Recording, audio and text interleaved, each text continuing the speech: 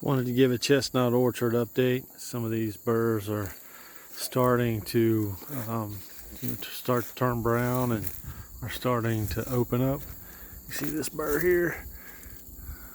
It's starting to get a crack in it there where it's going to open up very soon. This tree is the second year that it's produced burrs. You see this burr probably doesn't have any pollinated nuts in it. This burr here probably has at least maybe one or two. It's probably not fully pollinated. So some of these burrs don't look like they're pollinated. Some of them do. This tree here is probably about 10 years old, 8 or 10 years old, somewhere around that, like that. It's got a lot of burrs on it though. Hopefully, we get some nuts off of it. So you can see out through here, my wife and I went through here and we replanted probably, I think, about like 100 seedling trees this spring. Kind of fill in the rest of the orchard because I just planted some trees around in different spots. I kind of laid it out in a grid, but I planted some trees around different spots so that I could tell where some of the trees, where they were going to grow well, and some areas where they weren't. As it turns out, which is really typical, most of the chestnuts that were planted in wet areas, they just don't grow very well. All the chestnuts planted on like this area here, it's got a bit of a slant to it. It slants down this way. All these are doing pretty well, so we went back through and filled in these chestnut trees here with mostly 2-year-old seedling trees. You can see, it is September, I think, 16th today, and the leaves are starting to turn colors. You can see by looking at the grass. It's really dry here. I'm in Pennsylvania, and we've had a dry summer. We had a really wet spring. We had tons and tons of rain in the spring. This summer it's been really dry. Let's look down in that tube. See that tree growing in there?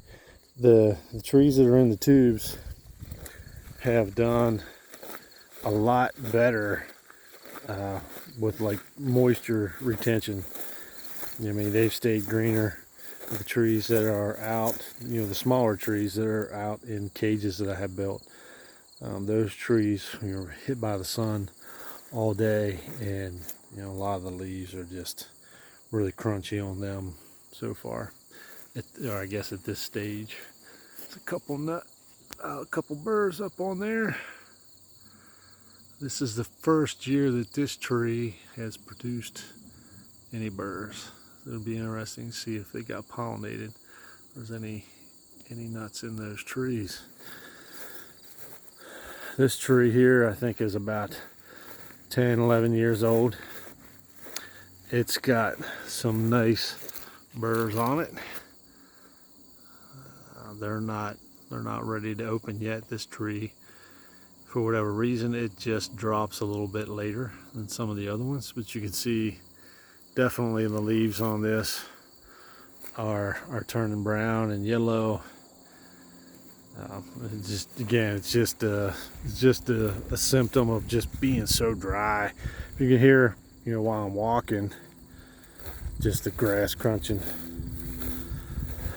That's how dry it is. There's some burrs here that have, from this tree, have dropped on the ground. You can see they're fully pollinated.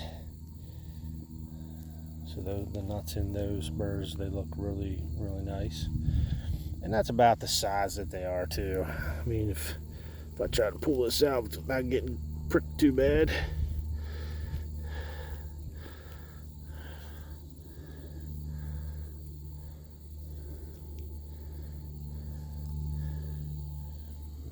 That's about the size of the nuts. Some years, when it is a little bit wetter, we get more rain, the nuts are a little bigger than that.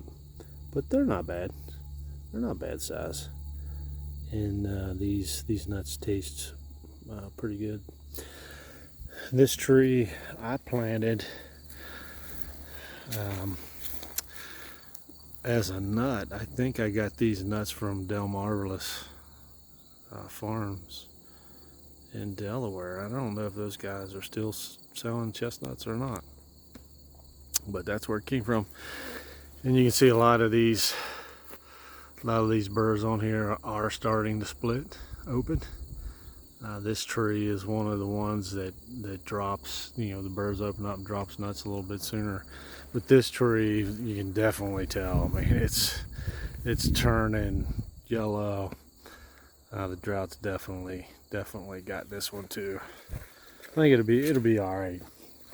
It's just shutting down a little earlier than probably what it would be if it had plenty of moisture.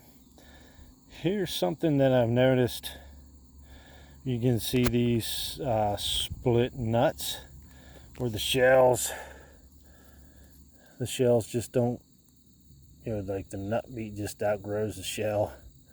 You can see, and what I've noticed is I think that's primarily due to pollination, because of all the burrs that have 3 fully pollinated nuts in, you don't normally see this split nut syndrome. But with the burrs that aren't fully pollinated, that's when I usually see these split nuts. So it's kind of unfortunate, but the older the orchard gets, the more trees that we have putting pollen out, I think the more this problem will go away. I'm looking forward to that day, because last year I probably got maybe 25-30 burrs off of this tree. I would say at least 10 of them had split nuts, and this year's probably, I don't know, probably 50 burrs on this tree. And of all the burrs that have dropped on the ground early, I think most of them have been split nuts. So some of these bigger burrs on here, I'm hoping will be fully pollinated, and I'll be able to have some, not split nuts on them.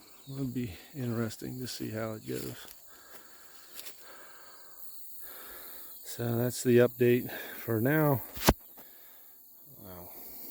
I'll send another update out soon.